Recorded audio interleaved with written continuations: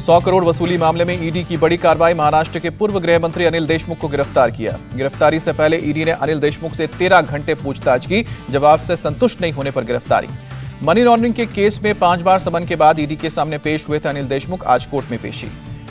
Esplanade court ने Mumbai police के निलंबित अधिकारी सचिन वाजी को 6 नवंबर तक क्राइम ब्रांच की हिरासत में भेजा।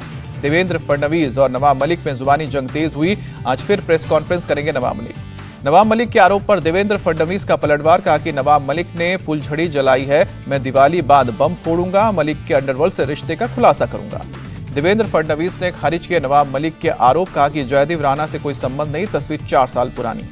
फडणवीस के दिवाली के बाद बम फोड़ने वाले बयान पर नवाब मलिक का जवाब ट्वीट कर कहा तैयार हैं हम। अमृता फडणवीस का पलटवार ट्वीट कर कहा विनाशकाली विपरीत बुद्धि, उल्टा चोर कोतवाल को डांटे।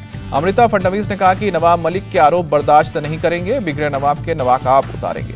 उद्धव ठाकरे भी देवेंद्र फडणवीस पर बोले। कहा कि राजनीतिक पटाखों को फोड़ने के लिए दिवाली की जरूरत नहीं, बम फोड़ना है फोड़ो। एनसीबी की विजिलेंस टीम ने समीर वांकड़े से 4.5 घंटे तक पूछताछ की। वांकड़े ने अपने ऊपर लगे आरोपों को गलत बताया। आरएन केस में गवाह प्रभाकर सईल के वकील का दावा। कहा कि प्रभाकर फरार नहीं हुआ है, मुंबई में ही एनसीबी सही प्रक्रिया के तहत बुलाएगी तो बयान दर्ज करने आएगा। आज 3 लोकसभा और 29 विधानसभा सीटों पर हुए उपचुनाव के नतीजे आएंगे। 30 अक्टूबर को मतदान हुआ था। असम की 5 और पश्चिम बंगाल की 4 सीटों पर होगी वोटों की गिनती। मध्य प्रदेश और हिमाचल प्रदेश की भी 3 सीटों पर मतगणना। बिहार, राजस्थान और कर्नाटक की 2-2 सीटों पर भी होगी वोटों की गिनती। महाराष्ट्र और हरियाणा की 1-1 सीट पर होगी मतगणना। उपचुनाव के नतीजे आने से पहले तेजस्वी यादव का जीत का दावा। कहा कि सीएम नीतीश ने धन बल सब लगा दिया पर जीतेगी आरजेडी। ग्लासगो के COP26 समिट में पीएम मोदी का संबोधन। जलवायु परिवर्तन से निपटने के लिए दिया पंचामृत का फॉर्मूला। सम्मेलन में पीएम मोदी ने किया वादा, साल 2030 तक 500 गीगावाट ग्रीन एनर्जी बनाएगा भारत और अपनी 50% ऊर्जा जरूरतों को रिन्यूएबल एनर्जी के जरिए पूरा करेगा। पीएम ने कहा कि 2030 तक कुल प्रोजेक्टेड कार्बन एमिशन का 1 बिलियन टन कम करेगा भारत और 2070 तक नेट जीरो का टारगेट हासिल करेगा। पीएम मोदी बोले, दुनिया की आबादी का 17% होने के बावजूद एमिशन में भारत का हिस्सा सिर्फ 5% है और हमने नॉन फॉसिल फ्यूल में 25% बढ़ोतरी की है। पीएम ने कहा है कि रेलवे की पहल से सालाना 60 मिलियन टन एमिशन कम होगा। एलईडी बल्ब अभियान से सालाना 40 मिलियन टन एमिशन कम होगा। प्रधानमंत्री ने दुनिया के सामने जलवायु परिवर्तन को लेकर भारत का एजेंडा भी सामने रखा। लाइफस्टाइल फॉर एनवायरनमेंट का मंत्र देते हुए इसे जन आंदोलन बनाने के लिए कहा। प्रधानमंत्री ने कहा कि विकासशील देशों की आवाज उठाना मेरा कर्तव्य है। विकसित देश बनाए, $1 ट्रिलियन का क्लाइमेट फंड और नियम ना मानने वालों पर दबाव भी बनाया जाए। पीएम मोदी ने ऋग्वेद की 2 लाइनों से अपनी स्पीच की शुरुआत की। कहा कि सभी मिलकर साथ चलें, सब मिलकर संवाद करें और सभी के लिए मन में मिले रहें। ब्रिटेन के प्रधानमंत्री बोरिस ने ग्रीन इंडस्ट्री रेवोल्यूशन को पूरी दुनिया की जरूरत बताया। कहा कि हमें अपनी जिम्मेदारी पहचाननी चाहिए। संयुक्त राष्ट्र महासचिव एंटोनियो गुटेरेस ने पर्यावरण के दोहन पर जताई चिंता। कहा कि हम अपनी कब्र खुद खोद रहे हैं। COP26 समिट में प्रिंस चार्ल्स और अमेरिकी राष्ट्रपति जो बाइडेन भी शामिल हुए। बाइडेन ने कहा कि हमें अपने बच्चों को स्वच्छ हवा और स्वच्छ गृह देना होगा। पीएम मोदी ने ब्रिटेन के प्रधानमंत्री बोरिस जॉनसन से मुलाकात की। द्विपक्षीय मुद्दों पर बातचीत हुई। भारत और ब्रिटेन में रक्षा, अर्थव्यवस्था, हेल्थ और पर्यावरण समेत कई मुद्दों पर सहयोग बढ़ाने पर भी बात हुई है। 2030 तक के एजेंडे की समीक्षा की गई है। बोरिस जॉनसन ने पीएम की मुलाकात पर बोले, विदेश सचिव हर्षवर्धन श्रृंगला, आतंकवाद और अफगानिस्तान के हालात पर भी दोनों देशों के बीच चर्चा हुई है। इजरायल के पीएम नफ्ताली बेनेट से भी मिले पीएम मोदी। बेनेट ने शेयर की तस्वीर। ग्लासगो में प्रधानमंत्री मोदी ने भारतीय मूल के लोगों से मुलाकात की और बातचीत भी हुई। 7 नवंबर को बीजेपी की राष्ट्रीय कार्यकारिणी की बैठक होगी और पीएम मोदी शाह भी इसमें शामिल होंगे। कोरोना काल के बाद होगी पहली बैठक। जिन्ना पर यूपी में बड़ा घमासान। सीएम योगी ने कहा कि अखिलेश की बांटने वाली मानसिकता सामने आई। सीएम योगी ने कहा कि जिन्ना से पटेल की तुलना शर्मनाक है, अखिलेश को माफी मांगनी चाहिए। एआईएमआईएम चीफ ऑफ ओवैसी ने ऐसे बयान को कोई वोटर खुश नहीं होगा। जिन्ना से भारत के मुसलमानों का कोई लेना देना नहीं।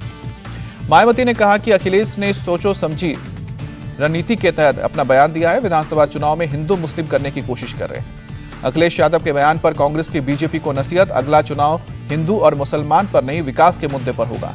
अखिलेश यादव यूपी विधानसभा का चुनाव नहीं लड़ेंगे, अभी आजमगढ़ से सांसद हैं।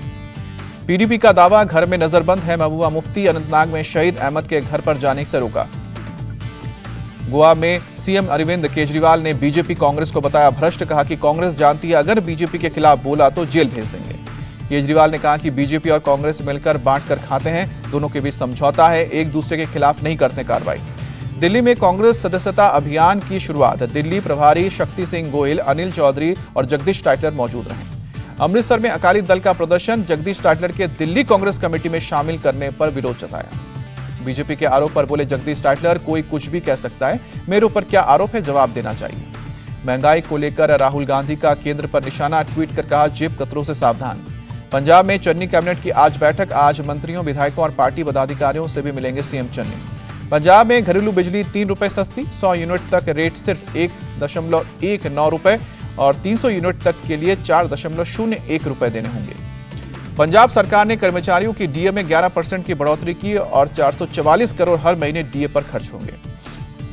नवजोत सिंह सिद्धू का पंजाब में अपनी ही पार्टी की सरकार पर हमला। कहा कि खजाना खाली, चुनाव से पहले लॉलीपॉप बांटा जा रहा है। हरियाणा में खट्टर मंत्रिपरिषद की भी आज होगी बैठक। सुबह 11 बजे होगी मीटिंग।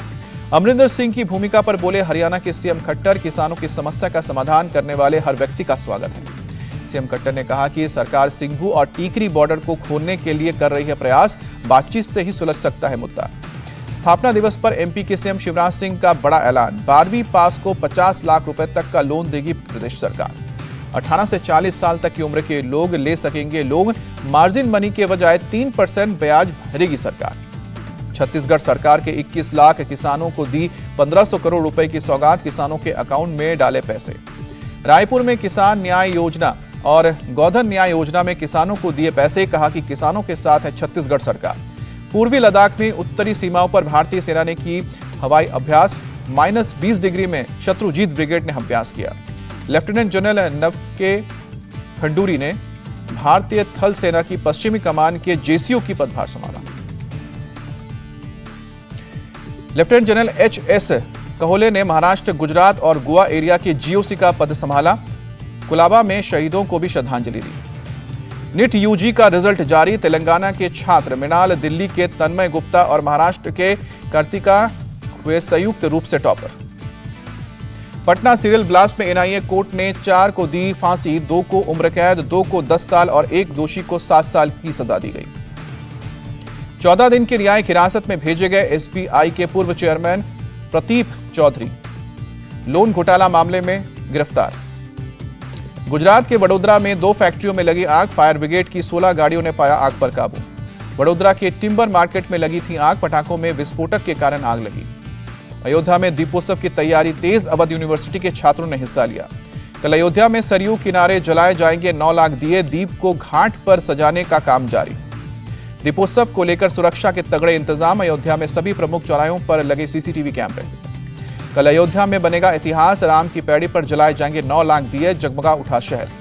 अयोध्या में अनूप जलोटा ने बांधा समा। दीपोत्सव से पहले भजन संध्या का आयोजन हुआ। दिल्ली के लाजपत नगर में धनतेरस की खरीदारी के लिए उमड़े लोग। सोशल डिस्टेंसिंग भूले। धनतेरस को लेकर सोने चांदी की बड़ी डिमांड। जमकर खरीदारी कर रहे हैं लोग। उड़ीसा में ग्रेजुएशन फर्स्ट ईयर का ऑफलाइन क्लास शुरू। कोरोना के बाद पहली बार खुले कॉलेज। दिवाली को लेकर वाराणसी के बाजार में उमड़ी भीड़। कोरोना गाइडलाइंस की धज्जियां उड़ी। गोरखपुर में अवैध पटाखा का जखीरा जब्त किया गया। कोतवाली पुलिस ने छापेमारी की। सुप्रीम कोर्ट ने कलकत्ता हाई कोर्ट के संपूर्ण पटाखा बैन के आदेश को रद्द किया। फोड़े जा सकेंगे ग्रीन पटाखे। मौसम विभाग का पूर्वानुमान, दीपावली तक दिल्ली की हवा दूषित और 5 से 6 नवंबर तक बहुत दूषित की श्रेणी में पहुंच जाएगी। लुधियाना में पिछले सीजन के मुकाबले इस बार पराली जलाने की घटना में 37% की गिरावट आई। डिप्टी कमिश्नर ने जानकारी दी। केदारनाथ में उत्तराखंड के पूर्व सीएम का त्रिवेंद्र सिंह रावत।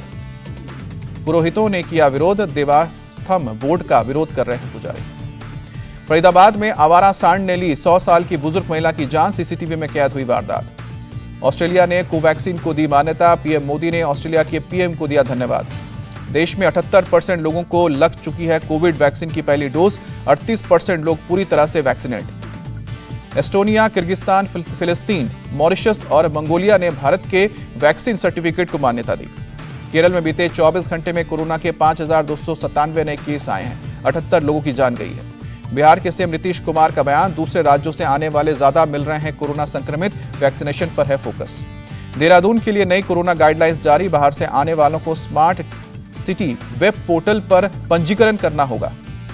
बंगाल जाने वाले हवाई यात्रियों का फुली वैक्सीनेट होना जरूरी, नहीं तो दिखानी पड़ेगी 72 घंटे पुराने कोविड नेगेटिव रिपोर्ट। रूस में बढ़ते कोरोना केस ने बढ़ाई चिंता, अस्पतालों में मरीजों से भरे बेड। रूस में बढ़ते केस को देखते हुए कई तरह के बैन, वैक्सीन नहीं लेने वाले 60 साल से ज्यादा उम्र के लोगों को घर रहने का आदेश। स्पेन के ला पाल्मा ज्वालामुखी से लगातार निकल रहा है लावा और राख, 970 हेक्टेयर इलाके में फैला लावा। ज्वालामुखी से निकल रहे सल्फर गैस ने बढ़ाई वैज्ञानिकों की चिंता, हालात पर बनाए हुए हैं नजर। मेक्सिको में गैस पाइपलाइन में हुए धमाके में घायल 14 लोग, अस्पताल में भर्ती, 8 लोगों की हालत गंभीर। काफी मशक्कत के बाद गैस के रिसाव पर पाया गया काबू, मौके पर चलाया गया रेस्क्यू ऑपरेशन। नाइजीरिया में निर्माणाधीन इमारत गिरी, मलबे में कई मजदूरों के फंसे होने की आशंका। T20 विश्व कप में इंग्लैंड ने लगातार चौथी जीत दर्ज की, श्रीलंका को 26 रन से हराकर सेमीफाइनल में जगह बनाई। बटलर ने 67 गेंद में नवाद 101 रन और मॉर्गन ने 36 गेंद में 40 रन की पारी खेली, दोनों ने चौथे विकेट के लिए 112 रन जोड़े। जॉश बटलर तीनों फॉर्मेट में शतक जड़ने वाले पहले इंग्लिश बल्लेबाज बने।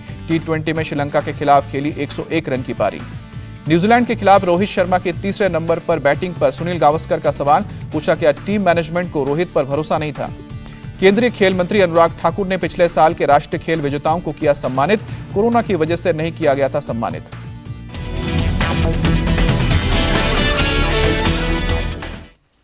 और आगे बढ़ने से पहले आपको बता दें, सुबह